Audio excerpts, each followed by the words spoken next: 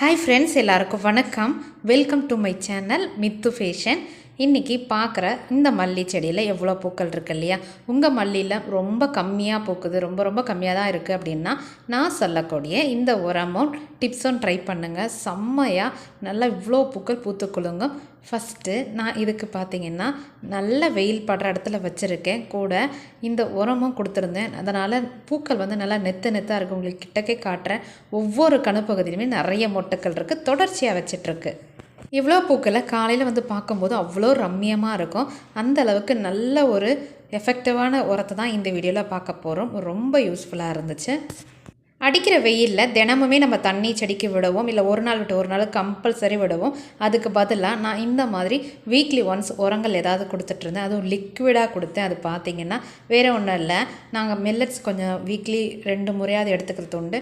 அந்த மாதிரி எடுத்ததில் கம்பு, சோளம் இதெல்லாம் இருக்குது பாருங்கள், கூட கேழ்வரகு இதெல்லாம் ஊற வச்சு தோசைக்கு இது மாதிரி அரைக்கும் பொழுது அந்த தண்ணியை வேஸ்ட் பண்ணாமல் கிரைண்டர் கழுவுற தண்ணியோ இது எல்லாத்தையுமே நீங்கள் இதுதான் செய்யணும்னு இல்லை, நார்மலாக அரைக்கிற தோசை மாவு இருக்குது இல்லையா, அந்த தண்ணி கூட நீங்கள் இது மாதிரி சேர்த்துட்டு நீங்கள் செடிங்களை கொடுத்துட்டு வாங்க. அதுலேயும் கம்பு நல்லா எஃபெக்டிவாக இருந்தது. கிட்டத்தட்ட ஒரு 4 மணி நேரத்து அளவு ஊறி இருக்கு இல்லையா, அந்த தண்ணியை நம்ம வேஸ்ட் பண்ணாமல் இந்த மாதிரி லிக்விடாக கொடுக்கும்பொழுது சரியாக பூத்துக்குள்ளுங்குதுங்க. நிஜமாக நீங்கள் இந்த டிப்ஸை ட்ரை பண்ணலாம். இல்லை இது மாதிரி முடியாது அப்படின்னா எக்ஸ்பைரி ஆகிருக்கக்கூடிய டீ தூள் அதையும் எடுத்து நீங்கள் கொஞ்சமாக நிழலில் காய வச்சுக்கோங்க. சுகர் போட்டு டீ வடிகட்டுறீங்க அப்படின்பொழுது 1க்கு 2 முறை அலசிட்டு அதை நீங்கள் காய வச்சு எடுத்து ஸ்டோர் பண்ணி வச்சுக்கோங்க. இதையுமே நம்ம கிரைண்டர் வாஷ் பண்ணுற அந்த அரிசி மாவு தண்ணி இருக்கு இல்லையா, அதோடு சேர்த்து நைட்டு போல் ஊற வச்சு அப்படின்னா அடுத்த நாள் நொதிச்சிருக்கும். அதை கொண்டு வந்து தண்ணியோட சேர்த்து நல்லா மிக்ஸ் பண்ணிவிட்டு செடிங்களுக்கு கொடுத்துருவாங்களே, அவ்வளோ ரிசல்ட் கண் கூட பார்க்கலாம். ரொம்பவே அருமையாக பூத்து குலுங்குது. மொட்டுக்களும் பார்த்திங்கன்னா நல்லா பஞ்சாகவே வைக்கிதுங்க. கண்டிப்பாக இந்த டிப்ஸை நீங்கள் ட்ரை பண்ணுங்கள். அடுத்ததான் லாஸ்ட் வீடியோவில் வந்த கமெண்ட்டை கொஞ்சம் பார்க்கலாம். என்னுடைய மல்லிப்பூ செடிங்களில் இலைங்கள் வந்து வட்டமாக கட் பண்ணியிருக்கு. இலைங்கள் ரொம்ப நல்லா இல்லை, மஞ்சளாக இருக்குது, இலையே ஒரு செழிப்பாக இல்லாமல் இருக்குது அப்படின்லாம் கேட்டிருந்தீங்க. வட்டமாக இருக்கிறது வந்து பூச்சி வந்து கட் பண்ணி விட்டுரும். அது நீங்கள் ஈவினிங் போல் கொஞ்சமாக இருட்டினதுக்கப்புறம் லைட் எடுத்து போய் பார்த்தீங்க அப்படின்னா அந்த புழுக்கள் அந்த பூச்சிங்கள் இருக்கும். அதை நீங்கள் கிளியர் பண்ணிட்டீங்கன்பொழுது உங்கள் செடிங்க வந்து நல்லா ஆரோக்கியமாக ஹெல்த்தியாகவே இருக்கும்.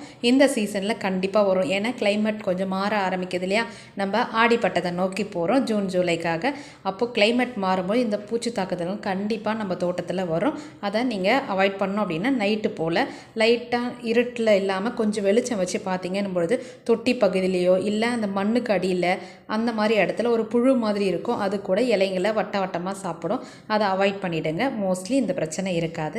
ரெண்டாவது பார்த்திங்கன்னா இலைங்கள் வந்து வெயில் காலத்திலும் செழிப்பாக இல்லை, அப்போ இருந்தாலும் ரொம்ப மஞ்சளாக இருக்குது அப்படின்னிங்கன்னா நிறைய தண்ணி ஊற்றுறீங்கன்னு அர்த்தம். வேறு ஒன்றும் இல்லை, இலைங்கள் கொட்டி போனாலோ ரொம்ப மஞ்சளாக இருக்குது அப்படின்னா தண்ணியை கம்மி பண்ணி ஊற்றுங்க. மண் பகுதியில் ஈரப்பதம் இருக்கிற மாதிரி மட்டும் பார்த்துக்கோங்க.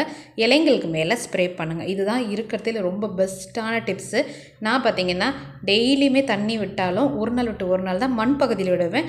காலையில் இல்லை ஈவினிங் போல் கொஞ்சமாக செடிங்களுக்கு மேலே தெளித்து விட்டுருவேன். ஸ்ப்ரே எடுத்து டெய்லி நம்மளால் தெளிக்க முடியாது, அதனால் முடிஞ்ச அளவுக்கு கையாலே செடிங்களை நல்லா குளிப்பாட்டி விட்டுருவேன். இதுதான் நான் செய்யக்கூடிய ரொம்ப பெஸ்ட்டான டிப்ஸு.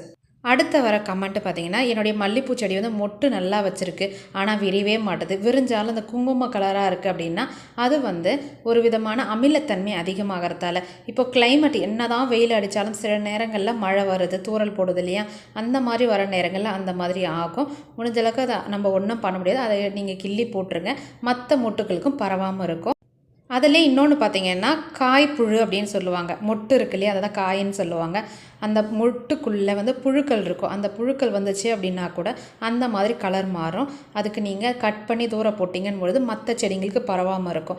இதுதாங்க இருக்கிறதுல ரொம்ப பெஸ்ட்டான டிப்ஸு. அதுக்கு நீங்கள் ஏதோ ஸ்ப்ரே பண்ணணும், தண்ணி அடிக்கணும், உரங்கள் கொடுக்கணும், கெமிக்கல் அடிக்கணும்லாம் இல்லை. நீங்கள் அதை பார்க்கும்பொழுது உங்கள் செடிங்களில் இருக்கிறத கட் பண்ணி தூர போட்டுருங்க. அடுத்த மொட்டுகளுக்கு பரவாமல் இருக்கும், செடியும் வந்து ஆரோக்கியமாக இருக்கும். ட்ரை பண்ணி பாருங்கள். வேறு ஒரு இன்ட்ரெஸ்டிங்கான வீடியோவில் நான் உங்களை சந்திக்கிறேன். Thank you, bye bye, have a pleasant day.